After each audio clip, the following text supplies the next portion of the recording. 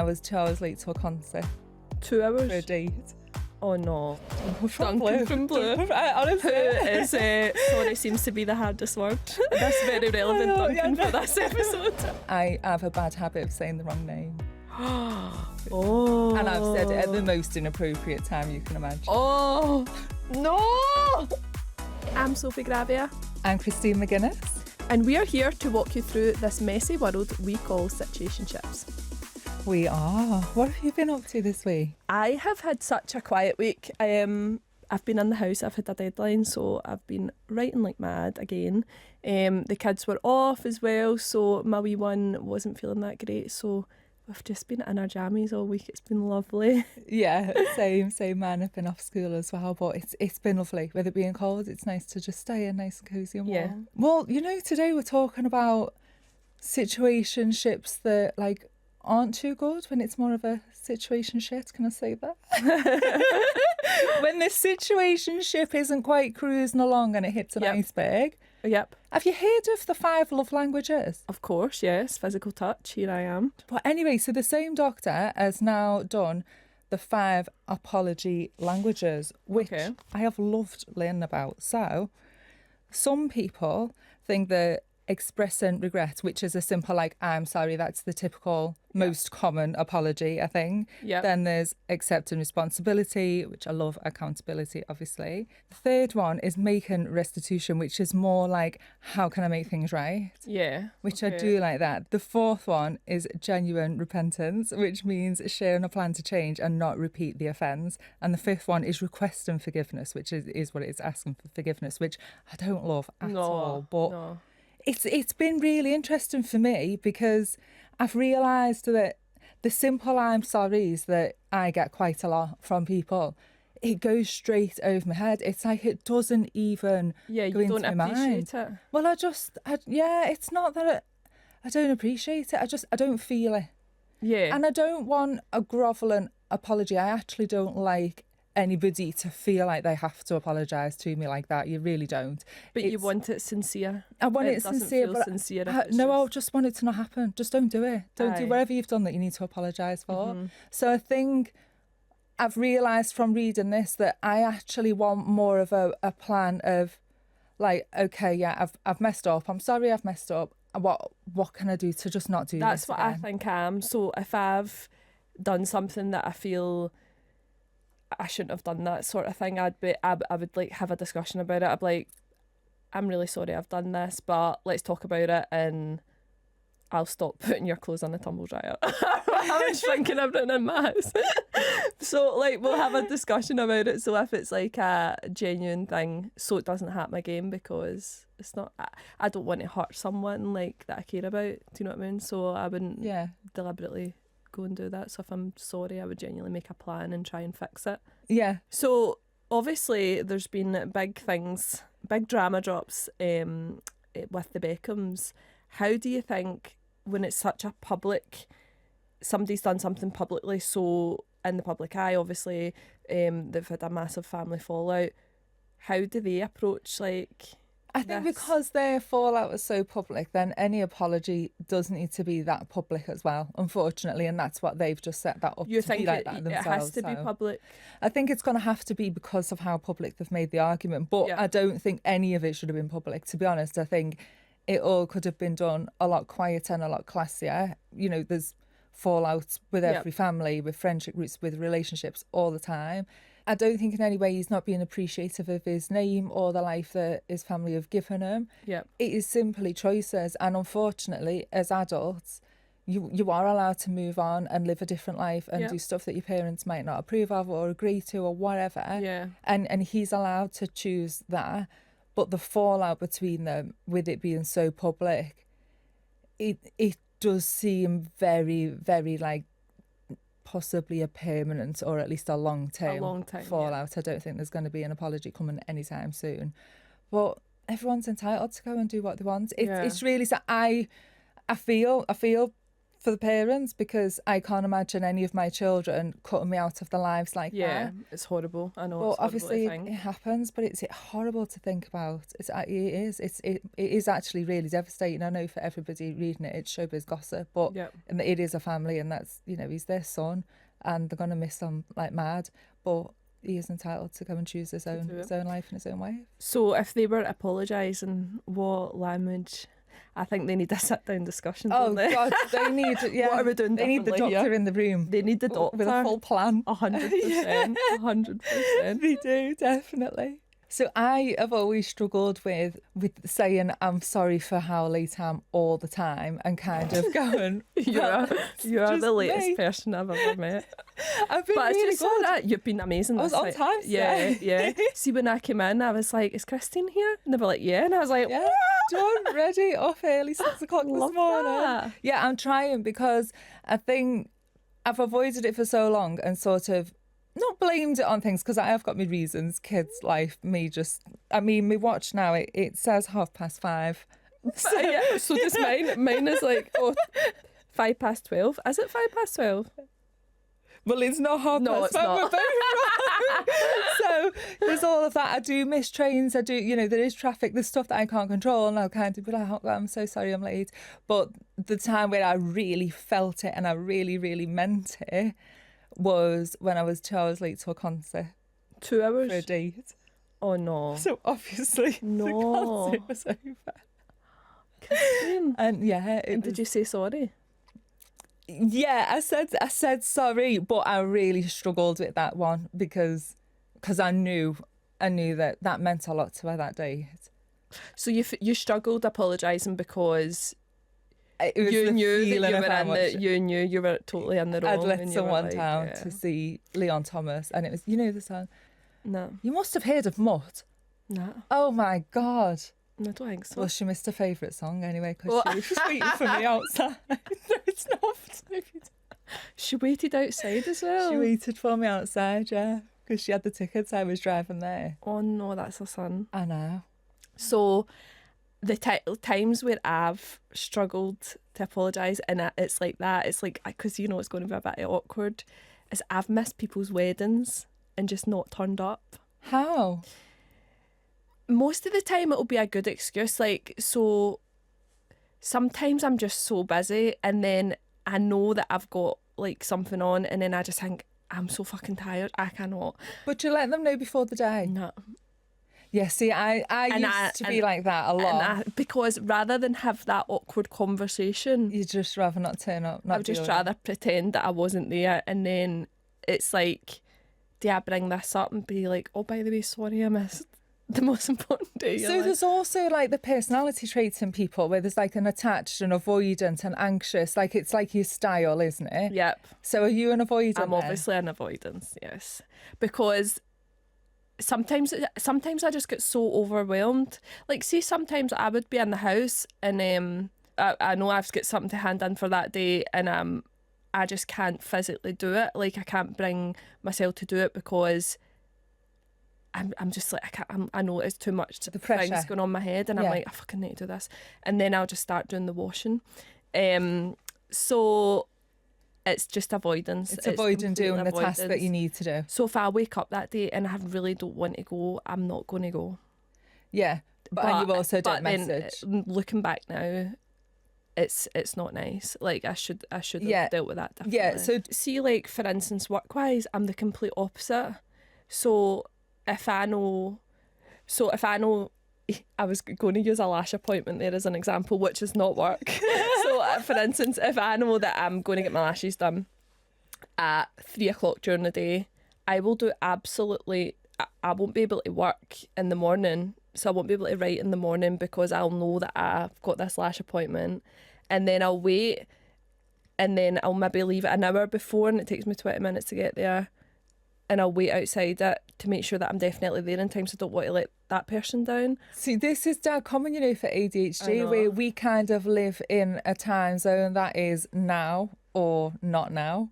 Yeah. And if it's not now, we don't need to think about it. Yeah. And then when it is now, we give ourselves 2 minutes to get out the door. See, I give myself more because I'm worried, and then because I start thinking, what about the traffic, or what about this, or what about that, and I start worrying about more, or what if something I comes think up. I'm giving myself more time. But if I make an appointment, if I've got a choice when to put a Zoom in, for example, I'll always pick like after midday. It'll always be 1 o'clock or 2 o'clock, because I think then I've got all day to get myself ready, to make notes, to think about what I'm going to do on this Zoom. Yeah, but it doesn't work like that. Actually, I spend all day sitting there going, right, okay, not doing anything with the time. Yep, that's what I do, because you're waiting for that to happen. That's exactly so what I've learned is with this, so there's ADHD coaching that I've been reading about, is that really we need to put our appointments in early, because then we get up and we just do it. And then you've got the rest of your day. Then you've got the rest of the day. And we don't have to apologise to anyone. Exactly.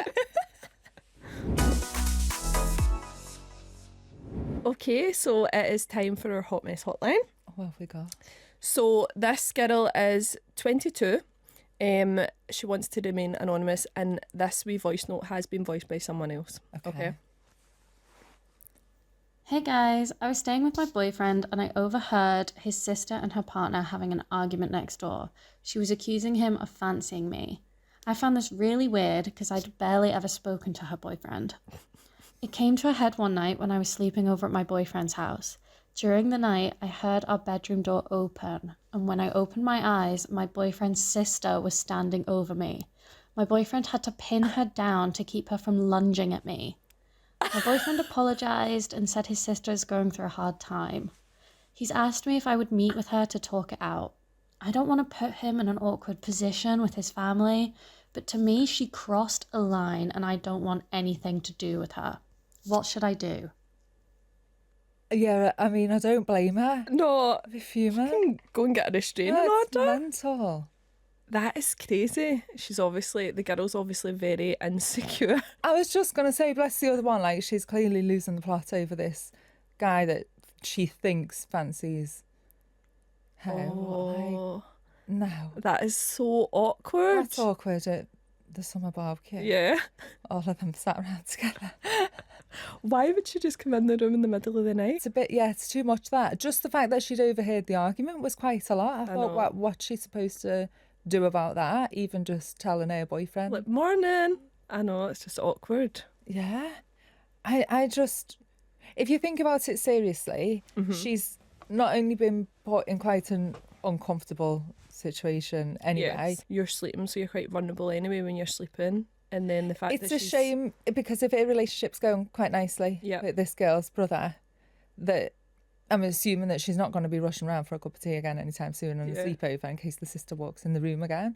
So how are they supposed to progress if she's not comfortable being around his sister? I would make a point of being like, I'm not going back to that house when she's there. Like, I would make a point, because obviously it's unsafe and you just won't feel comfortable anyway.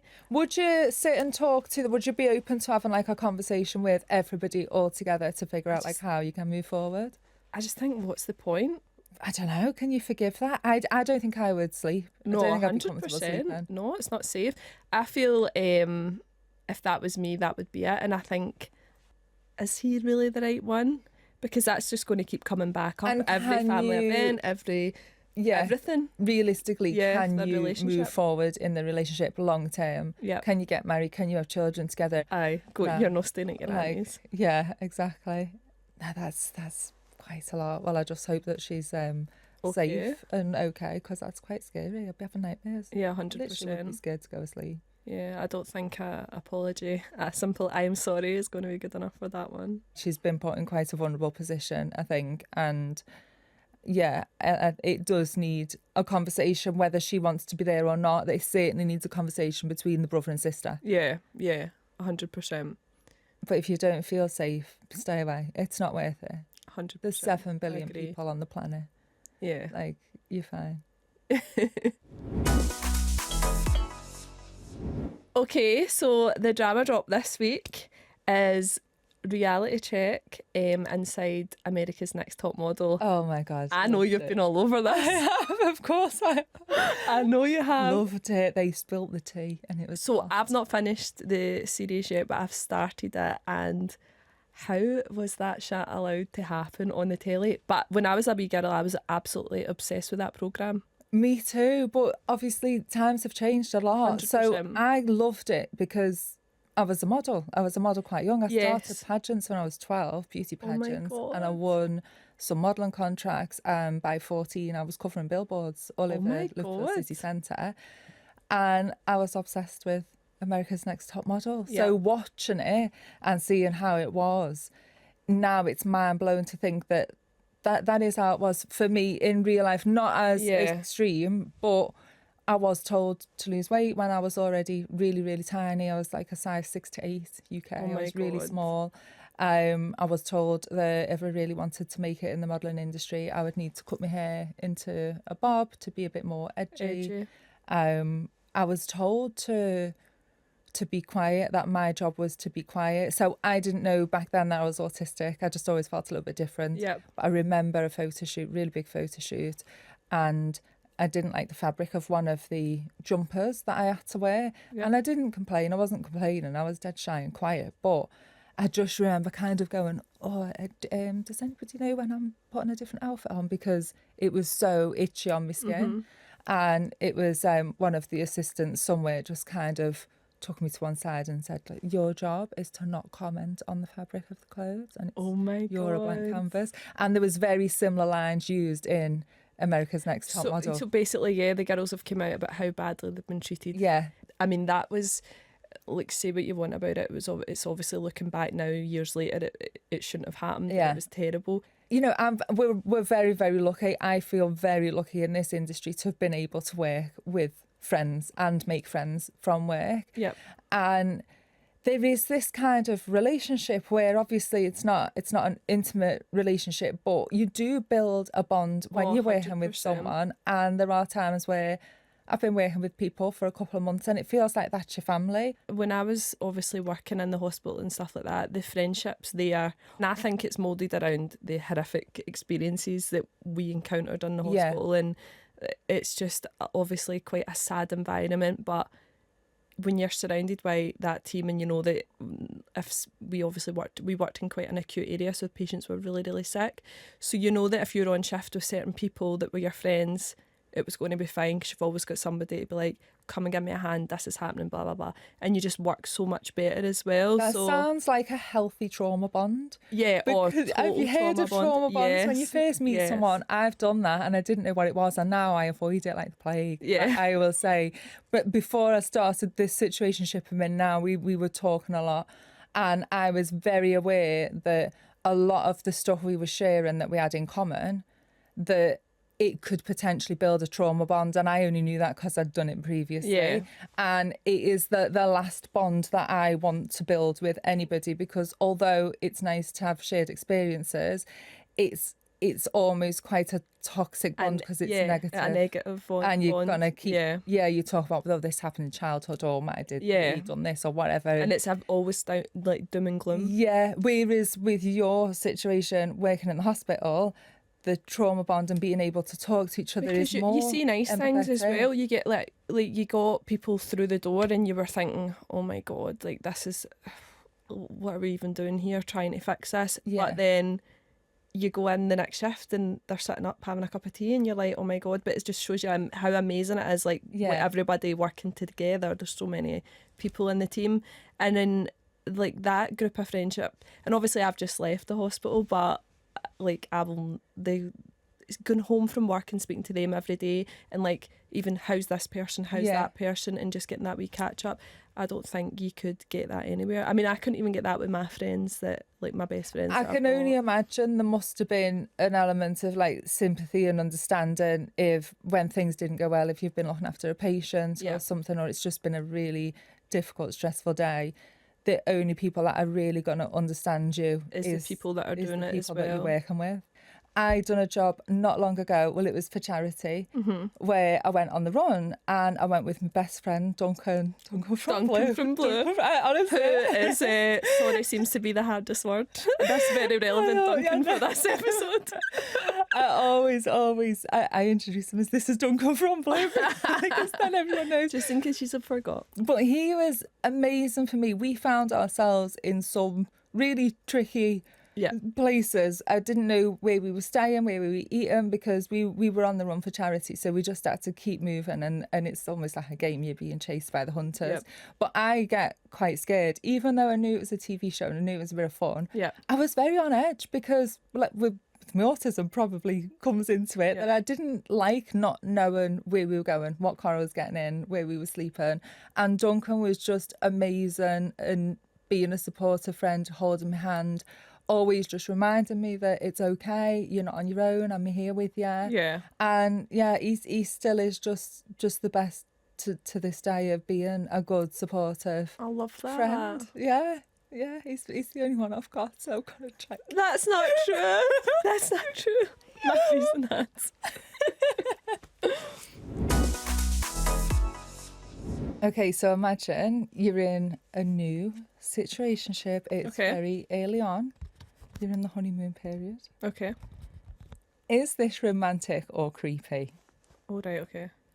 Showing up to your workplace to surprise you. Oh, creepy. Oh, I'd hate it. Creepy? I'd hate it. It's over. No. It's too much. And I feel like if I was in the hospital, why are you coming to see me? Like, I'm too busy to deal with that. Yeah. Too busy. Yeah. No, I wouldn't like that at all. Would you like it later on? Is it cute later? Like, maybe if I forgot my lunch or something.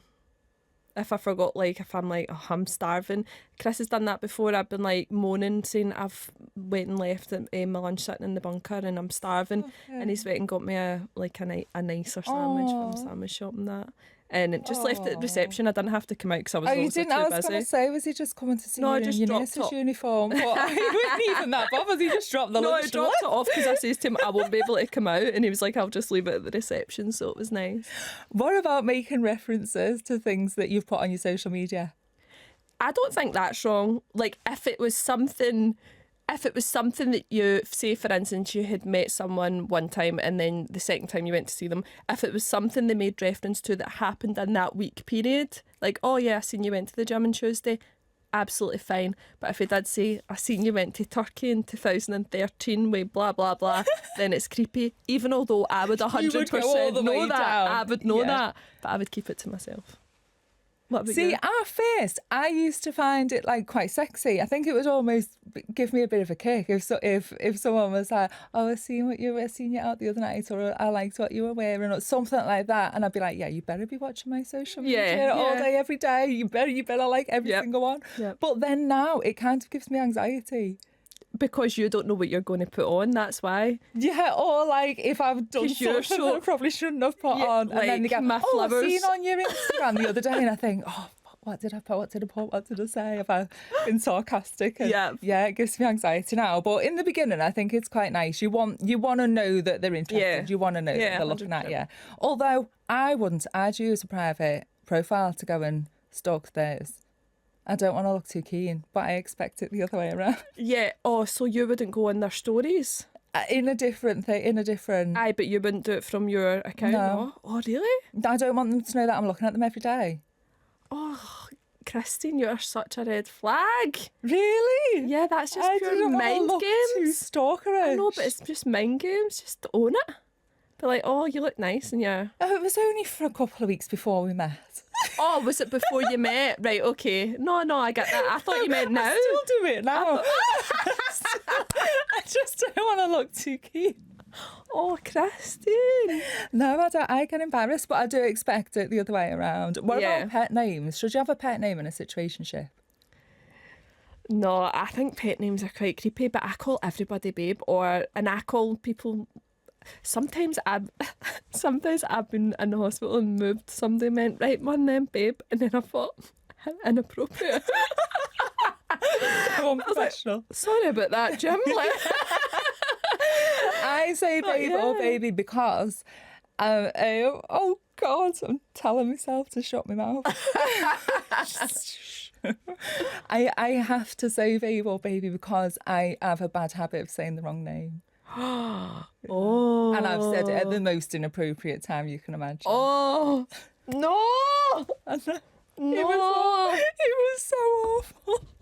It was so bad. And since that day, when I said the wrong name, Christine. And now we're going to call everyone's babe. Yeah, just to keep it simple. Everyone is babe. What about using AI to generate a picture of what your child would look like? No, do you know what's really funny? So I had maybe went out with Chris a few times. The girls hadn't met him, and I can't even remember, we were out at like the pictures or something, and my youngest had texted me, and she just gets really excited with things like that, right? And she'd obviously snipped on his Instagram and stuff like that, and I clicked on the picture, and it was like this ugly looking baby, right? And I was like, oh, and then I clicked and she wrote, I've went on AI and I've made what you and Christopher's baby look like. This is my little brother. And I was sitting next to Christopher because I told him a couple of times, and I'm like, how long had you known each other? Well, we've known each other for years, but did you find it funny or creepy? He was killing himself laughing. He's like, go and send me it. So it was fine, but I mean, that had potential red flag all over it. I'm like, for God's sake. Right, I'm going to admit, right, I done something. Oh no. Twice. But I felt like I was doing it in quite a comedic way. I was being funny, but now when I think about it, did you do wedding pictures on AI? So with two different situationships. So with one, she'd gone on holiday with her friends and sent me a photo of them all. So I photoshopped myself. Oh, see, that's photo funny. and sent it back. Like, I'm there with you. Like, just, it was more of a funny thing. But now I look at it and go, God, if someone done that to me, I'd be like, what the You're an absolute weirdo. This one was even worse. So this my situationship, my most recent one, it was very, very early on. We'd probably had 1 or 2 dates where I had then AI'd a photo of us, like, with an engagement kind of theme. But it was in a very joke and funny way, because I'd been saying to her for months, we were talking before we dated, and I'd been going, there's absolutely no way I'm never ever getting married. Yeah. And then I was just kind of saying, like, you know, after those 2 dates, yeah, do you know what? I think I'd put, like, she said yes. Yeah. Yeah. Of course, you had a nice time. Yeah. See, that's nice. Yeah. And that is us finished for this week. I've loved this episode. I know, it's so fun. I absolutely love it. We're lucky our friendship situationship is working. Oh, yes, it is. We don't have to apologise. No sorries in this room. No, I've loved it. I've absolutely loved it. I'm excited for next week too. Yes, can't wait. See you soon. If you would like advice from Sophie and me on your situationship, then contact us at situationships@bbc.co.uk and on WhatsApp on 08000 224448. Please only contact us if you are over the age of 18. Further information can be found at bbc.co.uk/Radio Scotland.